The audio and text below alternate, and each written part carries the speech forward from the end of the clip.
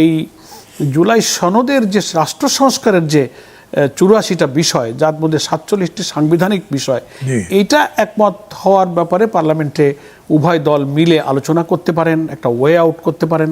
সেই সুযোগ শেষ হয়ে যায়নি, পার্লামেন্টে এসব বিতর্ক হতে পারে, কিন্তু নিশ্চয়ই থাকবো। আমাদের লিডার অব দি অপোজিশন এটা বলেছেন, কিন্তু ওনারা তো একবার টকড আউট করে দিয়ে দিলেন, 2 ঘন্টা মুলতবি প্রস্তাবের নোটিশ দিলেন আমাদের লিডার অব দি অপোজিশন, আলোচনা করে বলে এটা টকড আউট, ওই আলোচিতই হলো, বাট নো রেজাল্ট। যেরকম করে কথাবার্তা বলেছেন সেরকম করেই যদি আমি ধরে দিই, তাহলে 29 তারিখে এই সংসদ শেষে যাবার পরে আপনাদের কাছে কোনো অপশন থাকবে রাস্তায় যাওয়ার বাইরে?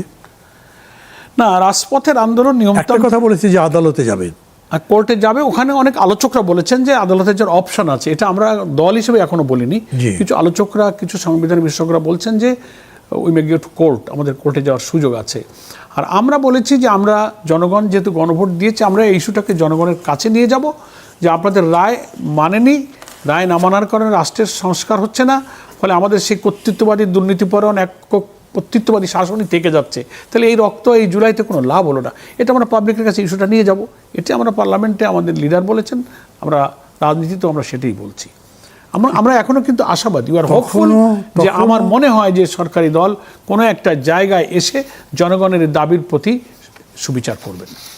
উই আর হোপফুল, মানে জনগণের দাবি মেনে নিয়ে আপনাদের সাথে একমত, আমাদের সাথে সেই শব্দ আমি নাই বললাম, জনগণের রায়ের সাথে শব্দ না বললেও তার মানে তো তাই। যদি না করে তখন আপনি যেটা বললেন গঠনমূলক ও দায়িত্বশীল ভূমিকা পালন করবেন, সেটা কিভাবে করবেন? তখন তো গঠনমূলক দায়িত্বশীল থাকবে না, তখন শক্তি প্রয়োগের প্রশ্ন, শক্তি যদি নাও বলি চাপ প্রয়োগের প্রশ্ন। গণতান্ত্রিক রীতিনীতিতে আন্দোলনের তো একটা গ্রামার থাকে, যে সেই জন্য আমি শক্তি বাদ দিলাম, চাপ তো চাপ দিতে হবে। এই চাপ আপনি মনে করবেন আমি ডেমোক্রেটিক্যালি দিচ্ছি, ও মনে করবে এটাই ফ্যাসিস্ট কায়দা, বললে বলতে পারবেন।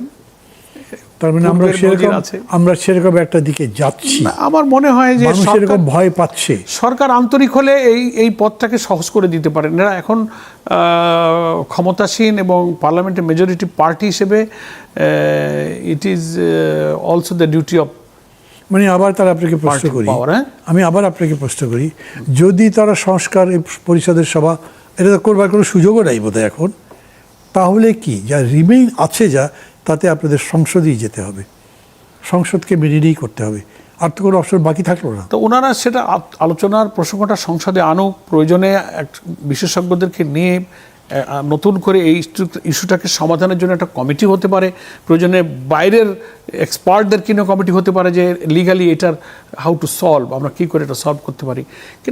কিন্তু এ ব্যাপারে একটা ভূমিকা তো গভর্নমেন্টকে নিতে হবে। ব্যাপারটা এইরকমই কি নাকি এরকম অনেকে মনে করে যে জামাত ইসলাম, ওই আমি ওকে প্রথম প্রশ্নটা করেছিলাম, এই এত দিন এত কষ্ট স্বীকার করে যা করেছে তাতে তারা বিরাট একটা কিছু পেয়েছে।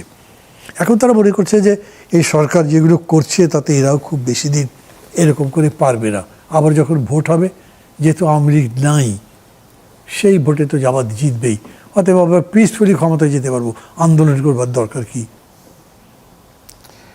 না, আমরা আন্দোলন বলবো, বাজার গরম রাখবো, কিন্তু এই ভায়োলেন্স, এই শক্তি প্রয়োগ, চাপ প্রয়োগ, এদিকে যাবো না। এটা আমাদের মান্যবরের একটা অ্যানালাইসিস তো হতেই পারে, রাজনীতির আমার অ্যানালাইসিসটা মানুষের প্রশ্ন।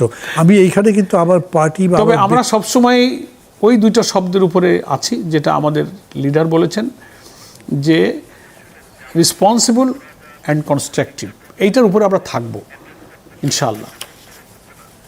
এটাই জনগণ এখন চায়। জনগণ কিন্তু সেই বিশৃঙ্খল, হটকারী, নৈরাজ্য সৃষ্টিকারী আন্দোলনের পথ কিন্তু জনগণ এখন আর পছন্দ করে না, মানি।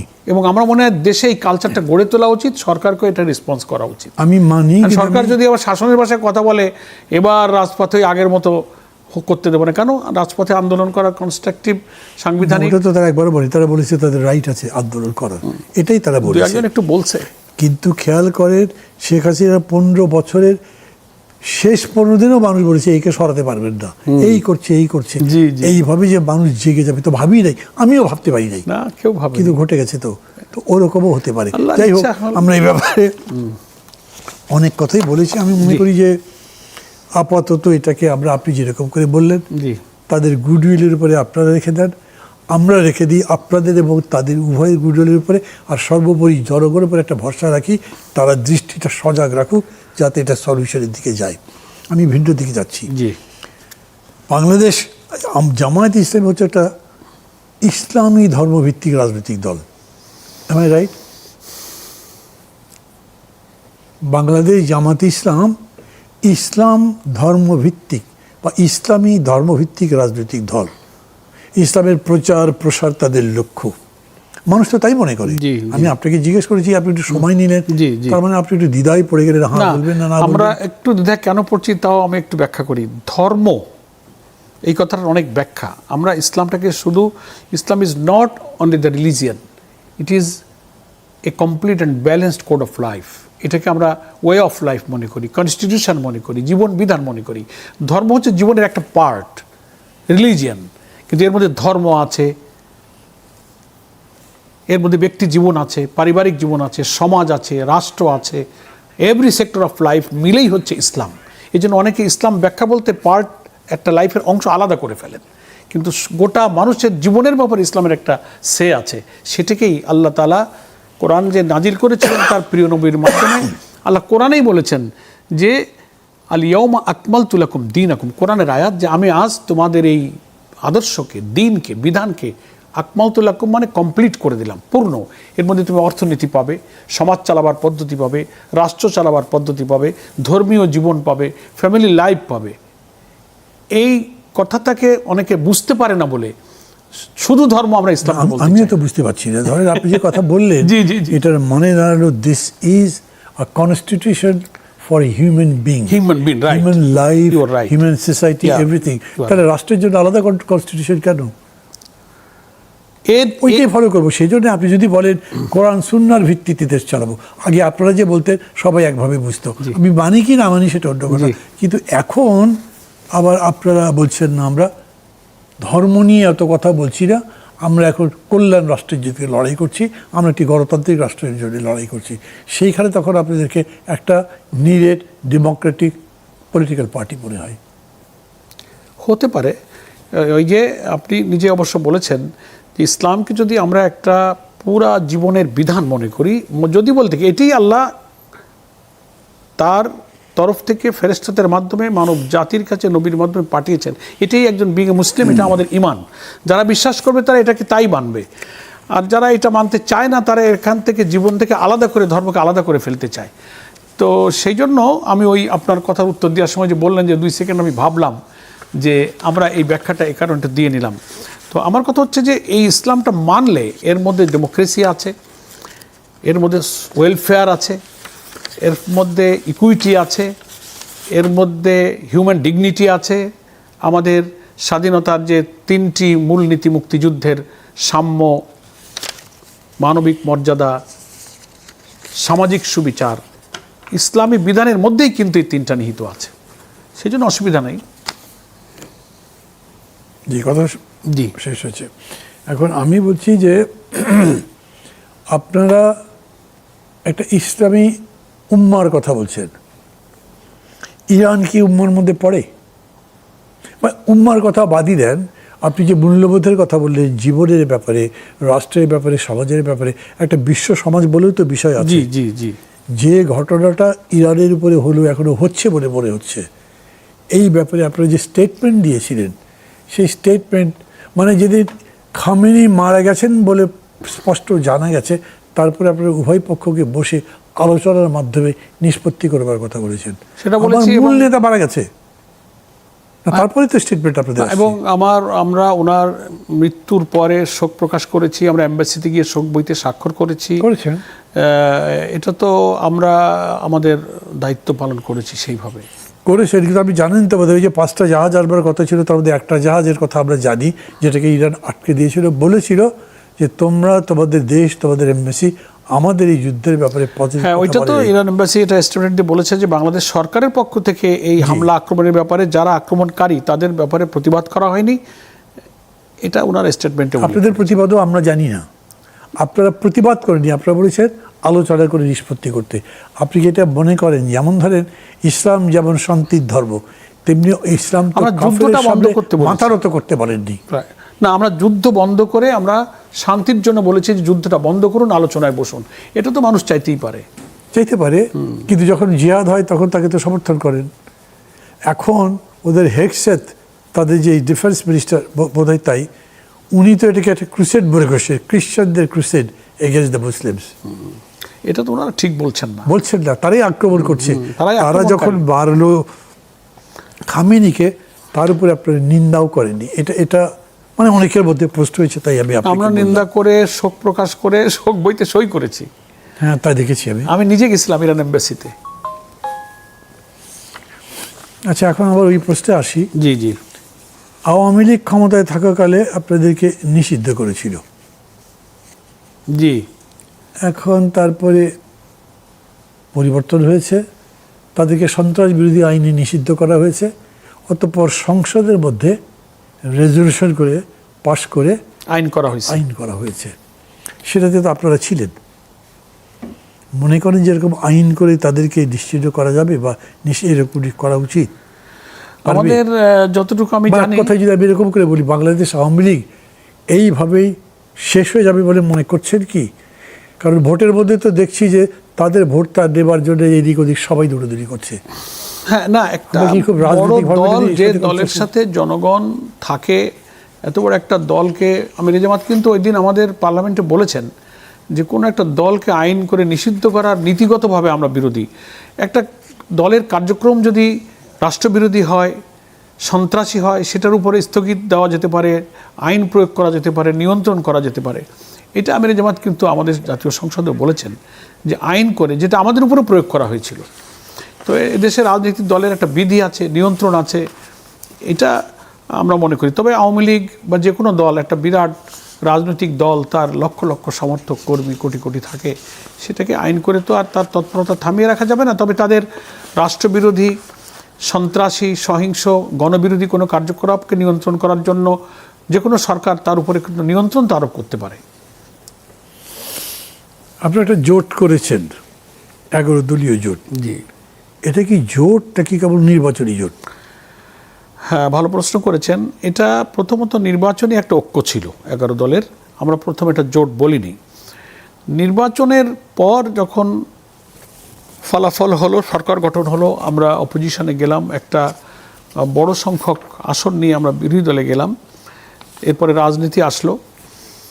তখন আমাদের 11 দলের শীর্ষ নেতারা একমত হয়েছেন যে এটা শুধু নির্বাচনের সময় আমরা ঐক্য করেছিলাম বলেই এখন আর এটাকে শুধু নির্বাচনী ঐক্যের মধ্যেই আমরা রাখবো না, এটাকে একটা রাজনৈতিক ঐক্যে আমরা ক্রমশ রূপান্তরিত করব। সেভাবেই কিন্তু আফটার ইলেকশন পার্লামেন্টও এখন আমরা সেই শেপটা দিয়েছি, বিরোধী দল। এই জন্য আমাদের ডক্টর শফিকুর রহমান সাহেব, জামাতের আমির, তিনি লিডার অফ দি অপোজিশন, আবার এনসিপির যিনি প্রধান, তিনি চিফ হুইপ। এইভাবে আমাদের মধ্যে কিন্তু একটা রাজনৈতিক ঐক্যের দিকেই আমাদের এই 11 দল যাচ্ছে। একটা ব্যতিক্রমের কথা বলি, আপনি খেয়াল করেছেন না করার কোনো কারণ নেই, তবু এখন বলছি দর্শকদের জন্য। জি। জাতীয় মুক্তিযোদ্ধা কাউন্সিল অধ্যাদেশ 2025-এ, যেটি 2025 সালের 2 জুন গেজেট আকারে প্রকাশিত হয় এবং তাৎক্ষণিকভাবে সেটা আইনে পরিণত করা হয়েছে। এরকম 98টি অধ্যাদেশ হুবহু আইনে পরিণত করা হচ্ছে, তার মধ্যে এই অধ্যাদেশ একটা। এখানে মুক্তিযুদ্ধের সংজ্ঞায় জামাতে ইসলামী সহ আরও কয়েকটি দলকে মুক্তিযুদ্ধ বিরোধী হিসেবে উপস্থাপন করা হয়েছে। এখন আপনারা এর বিরোধিতা করছেন। অন্তর্বর্তী সরকার সবাই জামাত এই অধ্যাদেশ মেনে নিয়েছিল না? না, আমরা এখানে তখনও আমরা কমপ্লেন করেছি, বলেছিলাম এটা সংশোধন করেন। মানে ওখানে তো আসলে কোনো জোরালো অবস্থান দেখা যায় নাই। হ্যাঁ, না, তখন কিন্তু এই পার্লামেন্ট ছিল না, আমরা তো পার্লামেন্টে। হ্যাঁ, কিন্তু এখন যখন পার্লামেন্ট আসছে তখন জি, এই পার্লামেন্ট থেকে আপনারা এই ইস্যুতে ওয়াকআউট করেছেন। আমাদের বিরোধী দলীয় নেতা বক্তব্য রেখেছেন এবং এই ইস্যুতে ওয়াকআউট। জি, আমার কাছে ডকুমেন্টটাই বলছে। জি জি, ওয়াকআউট। কিন্তু এনসিপির সদস্যরা ওয়াকআউট করেনি। একটা দল তাদের মত ভিন্ন থাকতে পারে। আমি বলছি তার মানে এখনো পলিটিক্যাল ইউনিটিটা হয়নি। হ্যাঁ, না, একটা ধরেন 11, 10টা, 20টা দল এক হলে রাজনৈতিক ইস্যুতে কিন্তু সব দল একসময় একমত নাও হতে পারে। সিঙ্গেল কোনো আইটেমে ভিন্ন মত দর্শনীয় নয়, ভিন্ন মত সহকারেও কিন্তু ঐক্য হয়। তবে এটা সহ আপনারা মনে করছেন যে একটা রাজনৈতিক ঐক্যের দিকেই যাচ্ছে। রাজনৈতিক দিকে যাচ্ছে। গুড, এটাও সব জানা থাকলো। জি। আরও প্রস্তুত কিছু কিছু ছিল, কিন্তু আমার হাতে সেই সময় আসলে নাই, এই জন্যে এইটাকে আমি আর খুব বাড়াতে পারবো না। না, ঠিক আছে। আপনাকে ধন্যবাদ জানাচ্ছি। আরও নিশ্চয়ই আমরা বলবো আপনাকে বা আপনার দলের যারা আসবে। জি, আপনাকেও অনেক ধন্যবাদ মান্না ভাই। রাজনীতিবিদ হিসেবে আমি যাদেরকে ভালো লাগার মানুষ মনে করি, তার মধ্যে আপনি আমার একজন প্রিয় মানুষ। Thank you. You are also one of them. আপনাকে আমি মহব্বত করি। আপনি আজকের এই আলোচনায় ভালো ভালো প্রসঙ্গ এনেছেন, আমরা একটা আলোচনার সুযোগ পেলাম। সম্মানিত দর্শক মণ্ডলী, এতক্ষণ ধরে শুনলেন মিয়া গোলাম পরোয়ারের কথা। আচ্ছা, একটা মজার কথা উনি বলতে ভুলে গেছেন, আমি বলতে ভুলে গেছি। ওনার নামে স্বাধীনতা যুদ্ধ বিরোধী ভূমিকায়, মানে রাজাকারের মতো ভূমিকায় থাকার অভিযোগে মামলা টামলা হয়েছিল। আমার নামে না, আমার নামে হয়নি, কিন্তু আপনি ভালো প্রসঙ্গ তুলেছেন। যখন ওই যে সবাই দিই, 1 মিনিট সবাই দিই, হ্যাঁ, যুদ্ধ অপরাধের যে প্রথম দিকে যে কিছু তালিকা গোয়েন্দা সংস্থা তারপর করছিল, ওই তালিকায় আমার নামটা প্রথম আসছিল। তখন আপনার বয়স কত? তখন আমি ক্লাস 8-এ পড়ি, আমার 11-12 বছর বয়স। মানুষ হাসলো। যাক, এইটুকুই আপনাদের জানাবার জন্য বললাম। জি, আমি আপনাদেরকে গতকালও বলেছিলাম দর্শক মণ্ডলী, আজকে আবারও বলছি, এই অনুষ্ঠানে আমি বা আমার টেলিভিশন কর্তৃপক্ষের চেষ্টা হচ্ছে যে, একটা বলেছি যে 24-এর অভ্যুত্থান ছিল একটা প্রচণ্ড রক্তক্ষয়ী সংঘর্ষ, উন্মাদনা, আবেগ, কান্না, চোখের পানি, সব কিছু মিলে বিদ্রোহ, যাতে আমরা জিতেছিলাম। তাতে স্বৈরাচার পরাজিত হবার পরে আমাদের কাজ হচ্ছে সেই বিজয়ের স্তম্ভটাকে শক্ত করে মাটিতে পিলারের মধ্যে বসানো, একটা গণতন্ত্রের সৌধ নির্মাণ করা, যেখানে আমরা সবাই মিলে একসাথে বসবাস করব এবং একটা সুখী সমৃদ্ধ দেশ গড়ব। আমি আমার মতো করে বলি কল্যাণ রাষ্ট্র করব। এটা গোলাম পরোয়ারও বলেন, এটা বিএনপিও বলে, সবসময় বলেন না, কিন্তু এটা লক্ষ্য। সেই লক্ষ্যেই আমরা এগুলো করবার চেষ্টা করছি, এবং যাতে বৃহত্তর ঐক্য হয়, আপনারাও সজাগ থাকবেন, সেই দিকে যাবেন, এই প্রত্যাশায় শেষ করছি।